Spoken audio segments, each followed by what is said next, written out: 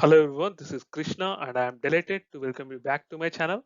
So we are here with the 11th part of our 100 Day JavaScript challenge series. So in today's video, we are going to learn how to swap the values of two variables in JavaScript. First, I am going to create a variable called x which will hold a string called hello. Upon this, I am going to create another variable which will hold a string called y.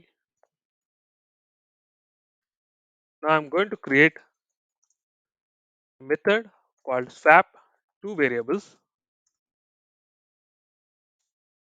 using arrow function syntax in JavaScript.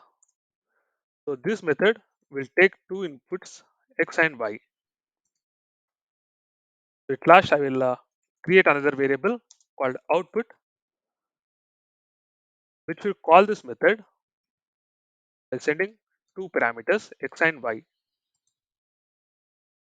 Inside this method we will write the logic. So first I am going to create a variable called temp which will hold the initial value temporarily.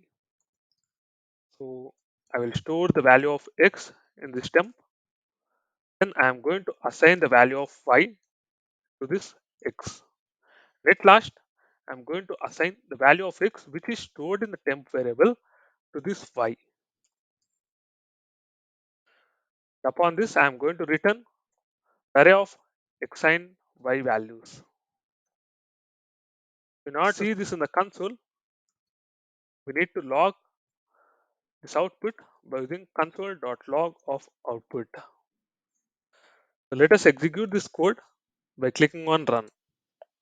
So here we can see that the world comma hello got returned from this swapped method. So in this way, you can swap the variables in JavaScript.